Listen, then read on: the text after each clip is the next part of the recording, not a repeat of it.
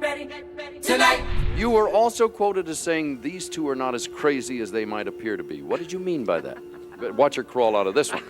Let's see how you get out. They just look crazy. No, really, they're really down-to-earth guys in a very humorous way. I was still in high school, and I think that at that time I had no idea of what to expect from the entertainment industry. Nobody prepared Jody Watley for what lay beyond Shalamar's glittering lights. On stage, the trio dazzled as one of the late 70s and early 80s hottest acts. But behind closed doors, tension brewed, shaping Jody's shocking departure and sparking battles that would haunt the group for years. For 40 years since I left Shalamar, which will be 40 years as of this month, July, 4th of July, actually. What really happened inside Shalamar?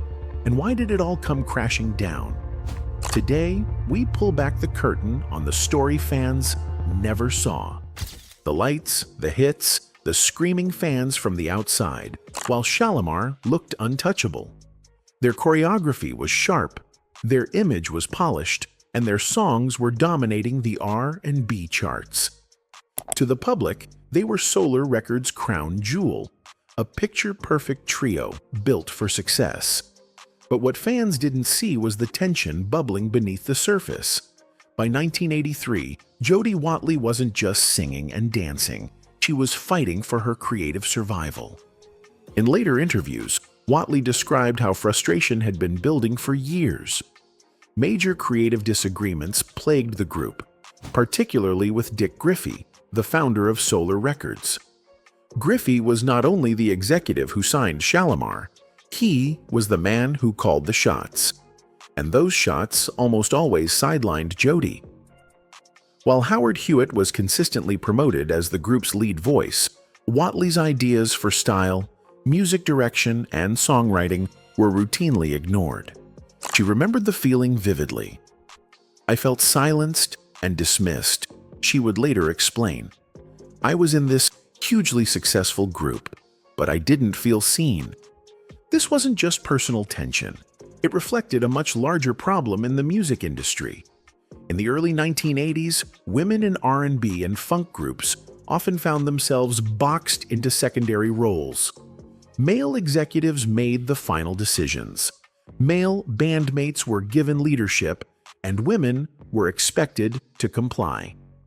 Watley, despite being central to Shalamar's identity, from their cutting-edge fashion to their trend-setting choreography, was rarely credited for her creative influence. It was an imbalance reinforced by sexism across the industry. Record labels routinely overlooked women's artistic contributions while relying on their stage presence and image to sell records. For Watley, this created a devastating contradiction. She was helping to shape the very elements that made Shalamar stand out, yet she had little say in the group's direction. Fans may not have noticed it at the time, but behind the sparkle of friends and A Night to Remember, a storm was brewing. Watley wanted Shalamar to evolve, to experiment with the post-disco and new wave sounds that were reshaping popular music. But her calls for innovation were rejected, leaving her trapped in a group that no longer reflected her vision. By 1983, the frustration had reached its breaking point. For Watley, staying meant sacrificing her voice. Leaving meant risking it all. But as she would later prove, walking away from Shalamar was the only way to step into her true identity as an artist. Success wasn't supposed to look like this. By the early 1980s, Shalamar had become an international phenomenon. Platinum records, sold-out tours, and fans screaming from Los Angeles to London. On paper, they were living the dream. But behind the scenes, the numbers told a different story. Despite the millions flowing into Solar Records, Jody Watley and other members of the group began to complain of inadequate payments and missing royalties. Checks were often late. Splits didn't match the success they were seeing on the charts. And when questions were raised, answers were vague. Jody later revealed in interviews that the money problem wasn't just about greed, it was about exploitation. We were selling out arenas, she said, but I didn't feel the rewards reflected the work we were putting in. She pointed directly to financial mismanagement within the label and the way profits seemed to benefit executives and favored individuals, while others, like her, felt consistently undervalued. This wasn't unique to Shalamar. The early 80s were rife with stories of black artists being underpaid and undercredited, particularly by independent labels that thrived on controlling every aspect of their acts. Solar Records, for all its glossy reputation as the Motown of the 80s, was no exception. The label, led by Dick Griffey, was known for building stars, but also for tightly managing the flow of money and ownership rights. For Jody, these financial battles only deepened her resentment. It wasn't just about creative control anymore, it was about survival. She felt she was giving everything to the group: her style, her choreography, her stage presence, her voice. And yet, when the time came to share in the rewards, she was left out in the cold. The result was a fracture in trust that would never heal. Once money became a battleground, every rehearsal, every recording session, every show carried an unspoken tension. Watley, Hewitt, and Jeffrey Daniel were no longer just bandmates. They were rivals in a fight over who truly benefited from Shalamar's success. By the mid-80s, the illusion of unity was crumbling. Fans saw the hits, but Jody Watley saw exploitation, and she knew she couldn't ignore it forever. If money was one fracture, favoritism was another. At the center of it all stood Howard Hewitt, the smooth, church-trained vocalist whose voice defined many of Shalamar's biggest hits. By the early 80s, Hewitt wasn't just the frontman. He was the golden boy of Solar Records. The label poured its weight behind him, framing him as the face and voice of the group. But I knew that things that had happened within the group, it was a lot easier to say that she and I didn't get along than to really talk about things that actually happened in the group. For Jody Watley, this unfair reatment was hard to ignore. She helped shape Shalamar's style, choreography, and stage presence, but rarely got the recognition she deserved. Time and again, label executives and even the band treated Howard as the star, while Jody was expected to support him. The favoritism went beyond just solos. It touched every part of the group, from magazine covers to interviews to which songs were promoted on the radio. Howard was almost always in the spotlight, while Jody's contributions were pushed to the background. Jody, despite being a founding member and one of the group's most visible figures, found herself increasingly pushed into the background. For Watley, the problem wasn't Hewitt's talent. She respected it. The issue was the system around him, which elevated his voice while silencing hers. In later reflections, she made it clear: favoritism not only created tension, but also poisoned trust. Every choice made by the label seemed to reinforce her fear that her value was always going to be measured as less than. The consequences were lasting. Fans began to split, some siding with Hewitt, others with Watley. What should have been a united front became a competition for validation. And while Shalamar continued to chart hits, the cracks were widening. Behind the music videos and choreographed performances, resentment was quietly building, waiting for the moment it would explode. For Jody Watley, the most painful fracture wasn't just with the label or even with Howard Hewitt. It was with her fellow bandmate and, at one time, romantic partner, Jeffrey Daniel. What fans saw on stage was dazzling chemistry. Two stylish, trend-setting dancers moving in sync, radiating charisma and energy. But off-stage, the story was far darker. Watley later accused Daniel of emotional and physical abuse, describing their relationship as both toxic and destructive. In her open letter and subsequent interviews, she spoke candidly about the turmoil she endured, how the personal pain bled directly into the professional space. The man who was her creative partner in choreography and performance was also, behind closed doors, the source of some of her deepest struggles. She described moments of isolation, feeling trapped in a cycle where the abuse at home mirrored the lack of respect she faced at work. People loved the way we looked together, she explained, but they had no idea what I was going through privately. The contrast was staggering. The very bond that fueled Shalamar's onstage magic was tearing her apart in real life. This wasn't just about personal pain. It reshaped the group dynamic entirely. Rehearsals became tense, tours became suffocating, and every professional disagreement carried the weight of private turmoil. The toxic relationship created an environment where Watley felt not only creatively stifled, but personally endangered. Meanwhile, fans continued to buy into the illusion. In music videos, Watley and Daniel projected a flawless partnership. On stage, they were pioneers of style and dance, influencing an entire generation of performers. But the truth was far from glamorous. Behind the bright lights, Watley was battling both industry exploitation and an abusive relationship that made her position in the group untenable. For Jody, this was the breaking point. Financial disputes could have been negotiated, favoritism could have been endured, but enduring abuse while being silenced and minimized was impossible. By the mid-1980s, the combined weight of personal and professional turmoil made her departure not just inevitable, but necessary for survival. By 1983, Jody Watley had reached her breaking point. What fans saw on stage was one of the hottest R&B groups in the world. Shalamar was selling out shows, topping charts, and shaping music and style for a new generation. But what Jody lived behind the scenes was completely different.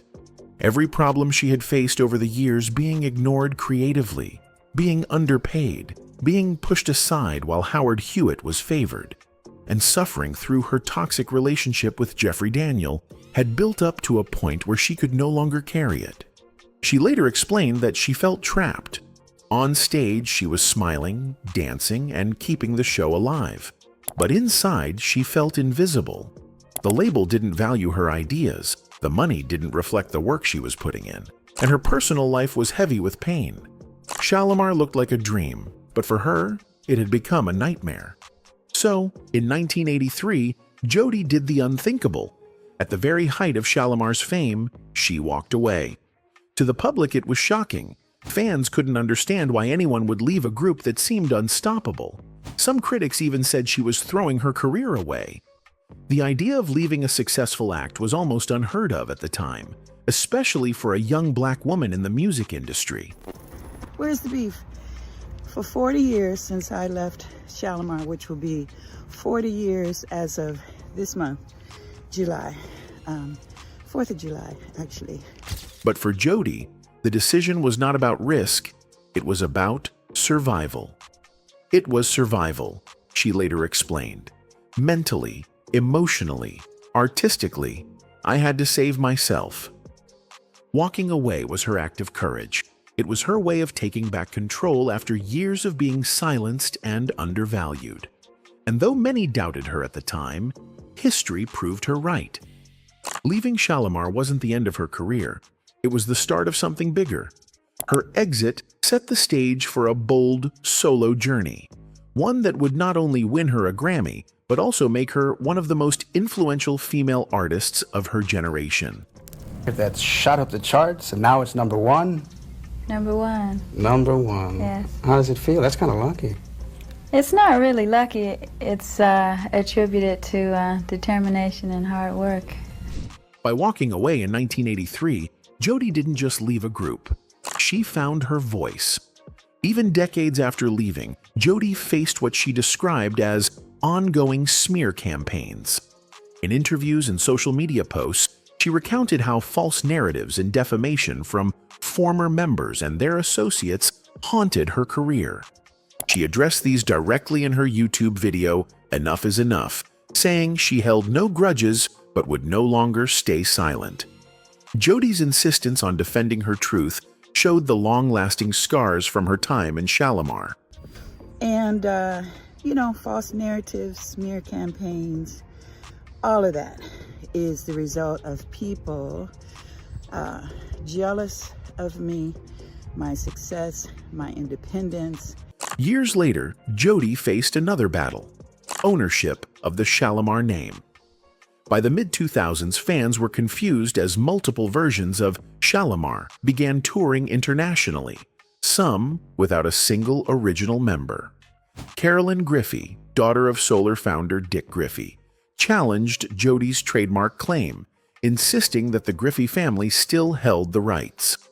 The legal dispute escalated into a high-profile case before the U.S. Trademark Trial and Appeal Board, with both sides presenting evidence of their historical ties to the group. Jody leaned on her founding member status, chart success, and visibility as the group's most recognizable face, while Carolyn argued from her father's ownership of Solar Records.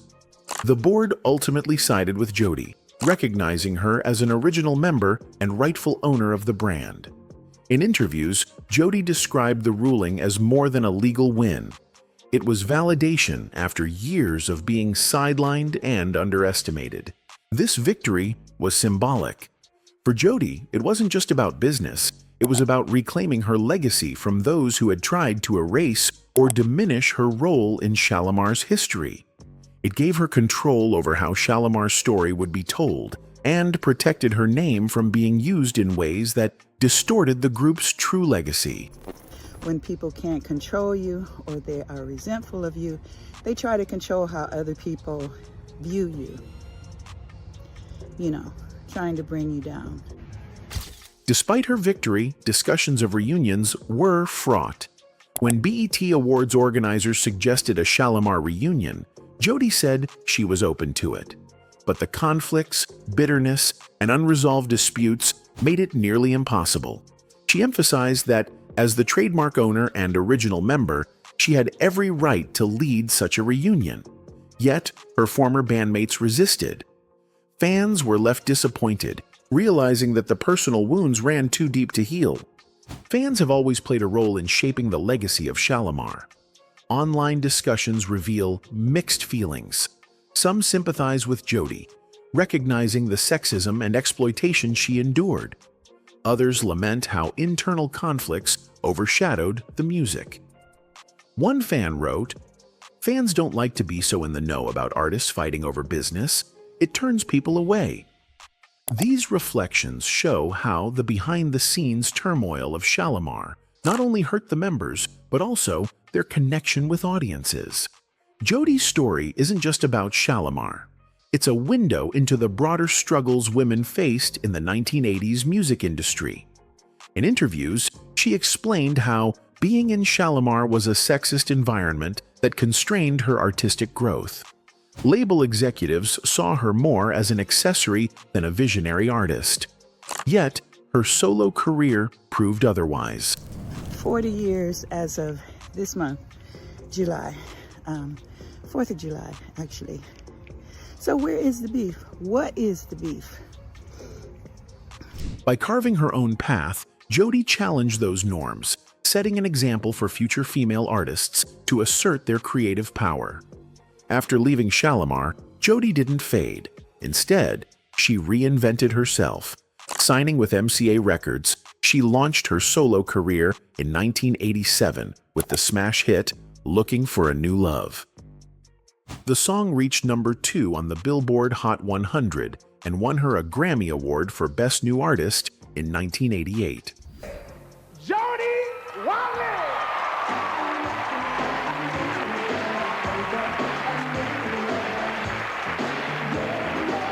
Critics hailed her as a pioneer, blending R&B, pop, and fashion into a fresh package. Jody proved she didn't need Shalamar to succeed. Her success as a solo artist was the ultimate rebuttal to those who tried to silence her voice. Today, Jody Watley is celebrated as one of the defining female artists of her era. Beyond her Grammy win, she is recognized for her influence on fashion, music videos, and the fusion of R&B with pop. Her ability to overcome Shalamar's internal conflicts, industry sexism, and legal disputes speaks to her resilience. All right, troops. Gather around me here. Get in a football huddle here. I should speak to the lady first, but... While the scars remain, Jody has transformed her struggles into a story of empowerment. Shalamar was born out of Don Cornelius's Soul Train TV phenomenon in the mid-1970s. The show needed a group to embody its energy, and Dick Griffey's SOLAR Records brought it to life. No, but I've always been a person with big dreams, and so going on Soul Train, I always hoped that it would lead to something bigger. By 1977, Jody Watley had joined alongside Jeffrey Daniel and Howard Hewitt. They were young, stylish, and perfectly in tune with the disco and funk moment of the late 70s. Jody, with her charisma, fashion-forward style, and dance background, quickly stood out. Fans remember her signature look and commanding presence on stage. But what the public didn't see was how, from the very beginning, she struggled against a male-dominated structure that limited her artistic input. From creative silencing to financial exploitation, from abusive relationships to decades-long legal battles, the untold story of Jody Watley in Shalamar is one of pain and perseverance. What Shalamar members did to her shaped her destiny, but it did not define it. Instead, Jody took control of her narrative, built a successful solo career, and continues to inspire generations. The truth has finally been revealed. Behind the sparkle of Shalamar was a woman fighting to be heard and ultimately winning.